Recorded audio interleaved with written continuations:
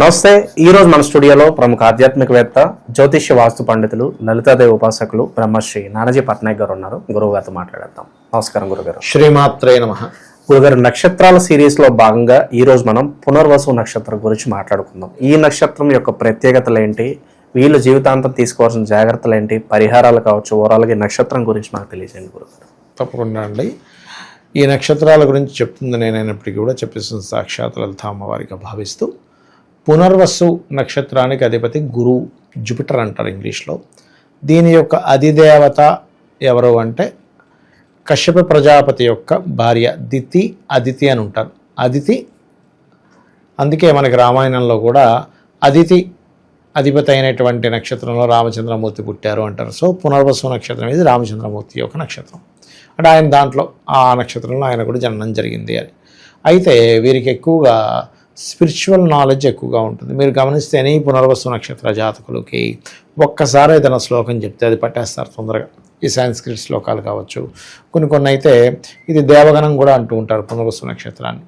అయితే ఇక్కడ ఏంటంటే ఈ నక్షత్రం ఎప్పుడైతే ఏదైతే ఉంటుందో అది పర్టికులర్గా మానసికంగా, అంటే ఇందులో 3 పాదాలు మిథునంలో ఉంటే 4వ పాదం కర్కాటకంలో ఉంటుంది. ఈ 3 పాదాలు కూడా ఏంటంటే పునర్వసు నక్షత్రంలో 1వ పాదం కాస్త ఎక్కువ అగ్రెసివ్ ఉంటే, 2వ పాదం కాస్త ఫుడ్ ప్రియులు ఉంటారు, 3వ పాదం కనుక తీసుకున్నట్లయితే బాగా తెలివితేటలుంటాయి, 4వ పాదం కొంచెం ఎమోషన్గా ఉండడం, కొంచెం ప్రశాంతంగా ఉండడం ఇష్టపడుతూ ఉంటారు. అయితే ఇక్కడ ఈ పునర్వసు నక్షత్రం పర్టికులర్గా మొదటి 3 పాదాలు మిథున రాశిలో ఉంటూ 4వ పాదం ఎప్పుడైతే కర్కాటకంలో ఉంటుందో, ఈ 4వ పాదం వారు ఉన్న ప్రదేశం నుంచి ఎక్కువగా మార్పులు చెందుతూ ఉంటే వాళ్ళ లైఫ్ అనేటువంటిది బాగుంటుంది అనేటువంటిది చాలా స్పష్టంగా తెలుస్తుంది. అయితే వీళ్ళకి లాజికల్గా, కూల్గా, ప్రశాంతంగా ఉండాలనేది కూడా 4వ పాదం వారికి ఎక్కువగా ఉంటుంది. కానీ 1, 2, 3 పాదాల వాళ్ళు మాత్రం ఎక్కువ లాజిక్స్ వెతుకుతూ ఉంటారు. అలాగే మరొక విషయం ఏంటంటే వీళ్ళకి 1, 2, 3 పాదాల వాళ్ళకి బిజినెస్ స్ట్రాటజీ బాగుంటుంది, క్యాల్కులేషన్ స్ట్రాటజీ చాలా బాగుంటుంది. కానీ 4వ పాదం వారు మాత్రం కొంచెం ఎక్కువ ఎమోషన్గా ఉంటారు. ఎందుకంటే ఇక్కడ చంద్రుడి యొక్క రాసుల్లో గురువు యొక్క సంబంధంలో ఉన్నాడు. కాకపోతే 4వ పాదం వారికి ఏంటంటే కొంచెం స్పిరిచువల్గా తొందరగా కనెక్ట్ అవ్వగలుగుతారు. ఒక పూజ చేసుకుంటున్నారు, ఒక ధ్యానం చేస్తున్నారు, అలా వెళ్ళిపోగానే తొందరగా కనెక్ట్ అయిపోతుంది వీరికి. ఇప్పుడు వేరే వాళ్ళు అనుకోండి, రకరకాల ఆలోచనలు, రకరకాల కాన్సన్ట్రేషన్ కుదరదు, కానీ వీళ్ళకి తొందరగా కుదురుతుంది పునర్వసు వారికి, అందులో 4వ పాదం వారికి. అలాగే కొంచెం విద్యా సంబంధించినటువంటి విషయంలో కూడా వీళ్ళు, అంటే ఈ పునర్వసు నక్షత్రం వారికి ఉండే మాస్టర్స్తోని ఒక ఫ్రెండ్లీ నేచర్ అనేటువంటిది కూడా ఉంటుంది, అందులో ఎటువంటి సందేహం లేదు. వీళ్ళ మదర్ కూడా మంచి విద్యావంతురాలై ఉంటుంది. అంటే ఖచ్చితంగా చదువుకున్నంత వరకు ఆ చదువుకున్న దాంట్లో క్లారిటీ అనేటువంటిది పునర్వసు నక్షత్రం యొక్క మదర్కు వస్తుంది. అలాగే మరొక విషయం ఏంటంటే ఇక్కడ 3 పాదాలు కనుక తీసుకుంటే, ఈ 3 పాదాల వాళ్ళకి జీవిత భాగస్వామితో కొంచెం మంచి ర్యాపో ఉండడం కానివ్వండి. కాకపోతే ఈ నక్షత్రము, ఈ రాశి వారికి సహజంగానే కొంత బాధకుడు గురువు, కొంచెం వివాహం అయ్యే విషయంలో కొంత స్ట్రెస్ఫుల్గా అవుతుంది. కాకపోతే ఏంటంటే బాధకుడు అయినందుకు కొన్ని ఇబ్బందులు ఉన్నా ఇద్దరి మధ్యన కమ్యూనికేషన్స్ మాత్రం చాలా బాగుంటాయి. అలాగే 4వ పాదం వారి దగ్గరికి వచ్చేసరికి మాత్రం వీళ్ళ కొంచెం వివాహం చేసేటప్పుడు కాస్త చూసి చేయాలి అనేటువంటిది ఉంది. అది కొంచెం, అంటే సప్తమ స్థానం ఎలా ఉందంటే శని ఎలా ఉన్నాడు. అలాగే వీళ్ళు ఎవరినైనా వివాహం చేసుకోవాలంటే కూడా నక్షత్రాలు కూడా చూసుకున్నట్లయితే పునర్వసు నక్షత్రం గురువు యొక్క నక్షత్రం. సో ఇక్కడ ఎప్పుడూ కూడా జన్మ నక్షత్రాలు బాగా మ్యాచ్ అయితే బాగుంటుంది. కాబట్టి వీళ్ళు ఎక్కువగా గురు నక్షత్రాలు అయినటువంటి పునర్వసు, విశాఖ, పూర్వభాద్ర నక్షత్రాలు, కేతు నక్షత్రాలు అయినటువంటి అశ్విని, మఖ, మూలా నక్షత్రాలు, మరియు అదేవిధంగా కుజ నక్షత్రాలు అయినటువంటి వీరికి మృగశిర, ధనిష్ట మరియు చిత్తా నక్షత్రాలు, ఇవి కొంచెం వరకు వీళ్ళకి మెంటల్గా మైండ్ సెట్. రవి నక్షత్రాలు కూడా కృత్తిక, ఉత్తరాషాఢ, ఇవి కూడా పనికి వస్తాయి పునర్వసు. అంటే ఏమిటంటే ఇది గురువు యొక్క నక్షత్రం అయినందుకు గురువుకి ఫ్రెండ్లీ నక్షత్రాలు బాగుంటాయి. వీరికి రాహు నక్షత్రాలు కొంత ఇబ్బందిని ఇస్తుంది. అంటే ఏంటి, ఆరుద్ర మరియు, అంటే ఏమీ లేదు ఇబ్బంది, అంటే వీళ్ళ మైండ్ సెట్ సెట్ కాదనమాట.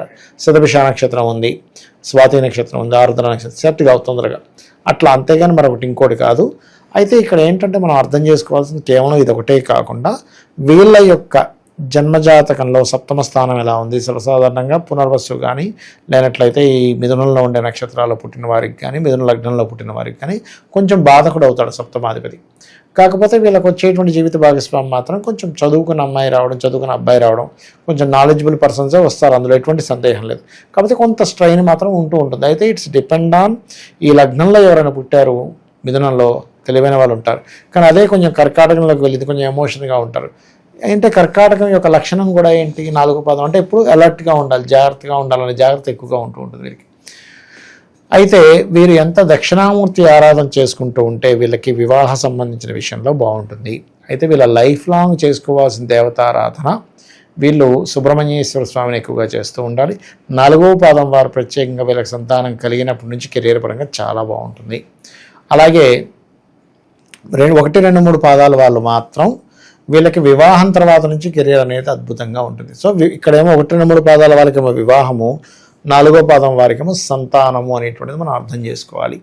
అలాగే 4వ పాదం వారికి గనక ఎర్లీగా వీళ్ళు గనక గృహము కానీ వాహనం కానీ వీళ్ళు కనుక తీసుకోగలిగితే వీళ్ళ కర్మ కూడా కొంతవరకు వీళ్ళకి మంచి చేస్తుందని చెప్పుకోవచ్చు. అయితే వీళ్ళు గృహం కానీ వాహనం కానీ తీసుకునేటప్పుడు ఈ 4వ పాదం వారు వీనస్ ఎలా ఉన్నాడో చూసుకోవాలి.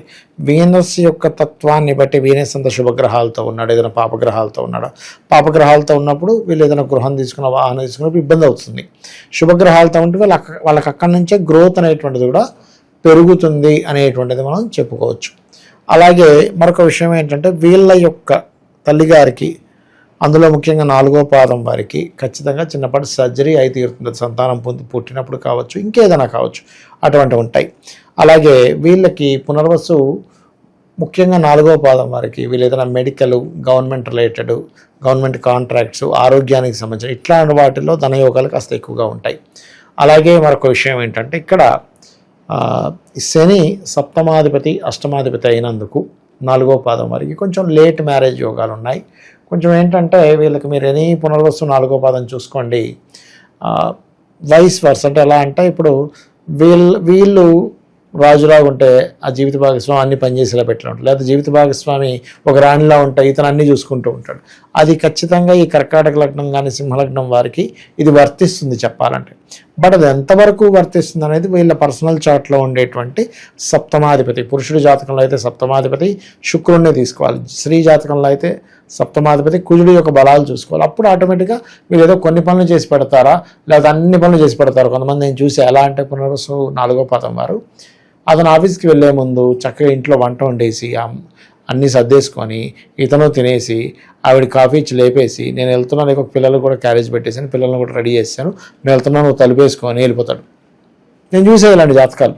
అది ఎందుకంటే అంత అంటే లేదు సార్ నాకేమనిపించదు సార్, నేను బాగానే. ఇంకా విచిత్రం ఏంటంటే అది అయిపోయిన తర్వాత మధ్యాహ్నం క్యారేజ్ కూడా ఈయన పట్టుకెళ్ళిపోయి ఈవినింగ్ వచ్చేసరికి ఆవిడేమో ఇగో నా వల్ల అవ్వట్లేదు అనగా వెంటనే ఆయనే మళ్ళీ చేసేసి, అది కూడా ఎలా అంటే అవతల వాళ్ళని స్ట్రెయిన్ కూడా చూడరు కొంతమంది. అలాంటి లక్షణాలు ఉంటాయి కొంతమందికి పునర్వసు 4లో పుడితే. అందరూ ఉంటారని కాదు నా ఉద్దేశం. ఎందుకంటే అక్కడ అవతల వాళ్ళకి ఇప్పుడు ఒక్కొక్కసారి స్త్రీకి ఉంటుంది ఈ యోగం. అంటే అలాగా పురుషుడు ఏమీ చేయడు, ఇంట్లో కూర్చుంటాడు.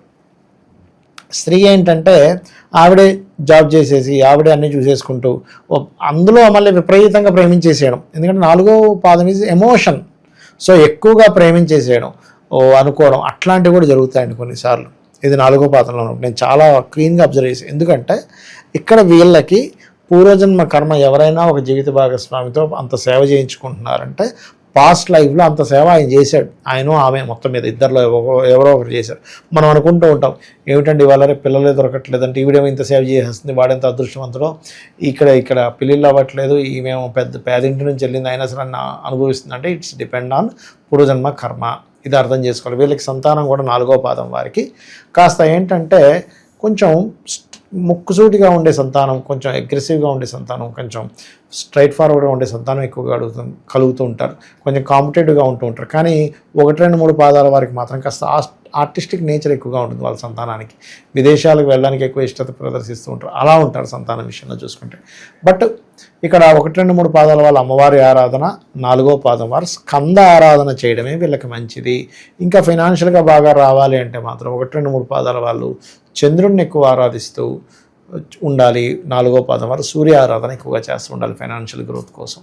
శత్రువుల నుంచి ఎటువంటి ఇబ్బంది ఉండకూడదు, నరఘోష నరదిష్టి అని తగలకూడదు అనుకుంటే ఈ నక్షత్రం వాళ్ళకి బెస్ట్ రెమెడీ. 1, 2, 3 పాదాల వారికి శత్రుత్వాలు పెరుగుతూ ఉంటాయి, కానీ 4వ పాదం వారికి మాత్రం శత్రుత్వాలు పెరగవు. కానీ ఒక్కొక్కసారి గురువు నుంచి కొన్ని వ్యతిరేకమైనటువంటివి కొంత ఎదుర్కొంటూ ఉంటారు వీళ్ళు. ఇక ఎవరికైనా సరే నరదృష్టి తగలకుండా ఉండాలంటే సూర్య ఆరాధన అండి. ఇప్పుడు మనకి చూడండి, బ్లాక్ మ్యాజిక్ చేశారనో లేకపోతే దిష్టి దగ్గరిందనో ఇట్లాంటివి ఉంటాయి చూసారా, సూర్య ఆరాధన చేస్తే గొప్పగా ఉంటుంది. ఇంకొకటి, ఎవరైనా ఎవరి మీద ఏదైనా ప్రయోగం చేసినప్పుడు లలిత చదువుకుంటే చాలా. అందరూ ఏమనుకుంటారు లలిత ఏంటండి సౌమ్యమైనటువంటి అమ్మవారు కదా అంటే, లలితా సహస్రనామం కనుక ఎవరైతే చేస్తారో ఆవిడ పరివార దేవతల్లో ప్రత్యంగిర అనేటువంటి అమ్మవారు వచ్చి వాడి పని పడుతుంది. వీడు అమాయకుడు, వీడి పాపం మంచివాడు, వీడి పని వీడు చేసుకున్నాడు, వాడు వచ్చి అది గెలిగాడు. ఈ ప్రత్యంగిర అమ్మవారు వెళ్ళి వాడి పంతం పడుతుంది, వాడి మొత్తం వాడిని ఏం చేయాలి చేసి సైలెంట్గా వచ్చి మళ్ళీ కూర్చుంటుంది శ్రీచక్రంలో వచ్చి. అది ఓవరాల్గా ఈ నక్షత్రం గురించి వీళ్ళ ప్రత్యేకతలు కావచ్చు, వీళ్ళు ఎదుర్కొనే పరిస్థితులు కావచ్చు, ఓవరాల్గా మీ మాటలు అద్భుతంగా వివరించారు. ధన్యవాదాలు. శ్రీమాత్రే నమః.